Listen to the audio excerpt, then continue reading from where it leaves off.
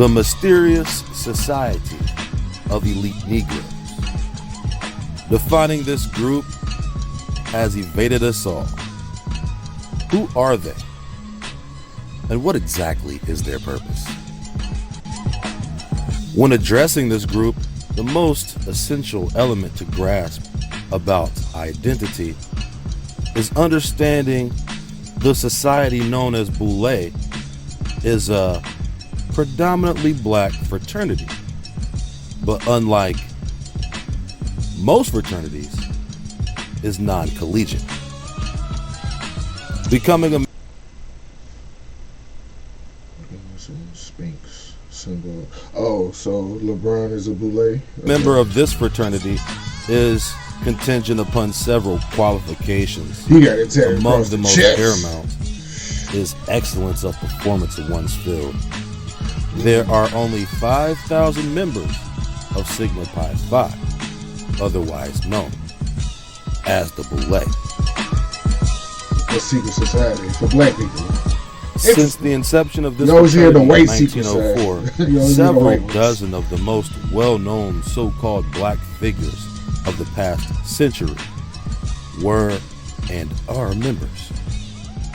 It is considered a great honor to become an archon of the Boule. Jackson, okay. Members range from W.E.B. Du Bois to Colin Bois. Powell, and from Kwesi Mfume to Martin Luther King. Contrary to the perceived notoriety, the purpose for this group, however, is perversely sinister. Perversely The sinister. Miseducation of the Negro is more than just a book by Carter G. Woodson. It has been a philosophy of American colonialism unto this day. And an essential part of this philosophy is using quasi-classically educated Negroes as harbingers for the black masses. Carter G. Woodson being a prime example, whom has been labeled by the establishment father of African American history. Woodson obtained his PhD from Harvard in 1912, where only he and W.E.B. Du Bois were the only black men to achieve such at the time.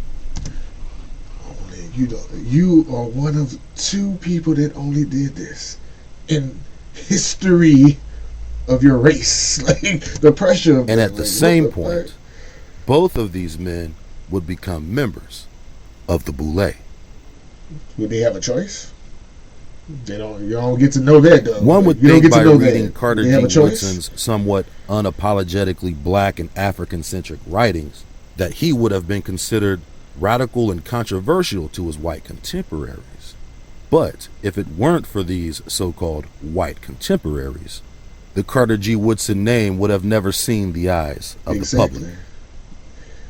Exactly. And this is why I said, like, y'all talk about they joined this group. What if his white counterparts didn't give him a choice? Like, what if you didn't have a choice? Most of his opposition came from black contemporaries who saw his amalgamation of American blacks with African culture as a conflation of history. As the case may be, the narrative states Carter sought funding in order to continue his endeavors into the establishment of a Negro-centered historical foundation. Inadequate of funding himself, he then turns to the preeminent perpetuators of Negro miseducation for financial backing. The Carnegie Foundation, the Rockefeller Foundation, Where else he was going to and get money from? the Julius Rosenwald Foundation.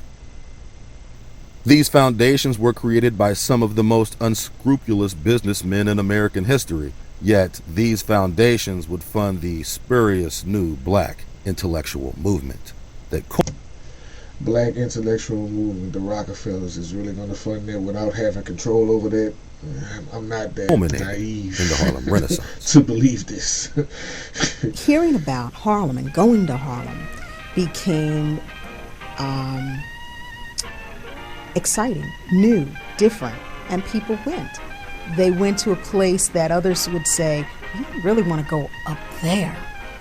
But in fact, okay. going up there could get you the time of your life.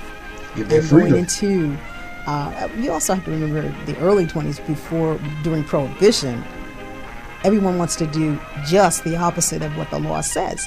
So, of course, that's another reason to go to Harlem. Go against the grain. Women, go against the grain socially. Cut your hair. Wear the short flapper dresses. Go against societal norms. Harlem was that for white America. The Julius Rosenwald Fund, for example, literally funded most of the renowned artists, musicians, authors, playwrights, and activists of the late 1920s, and many of the names associated prominently in Black American history.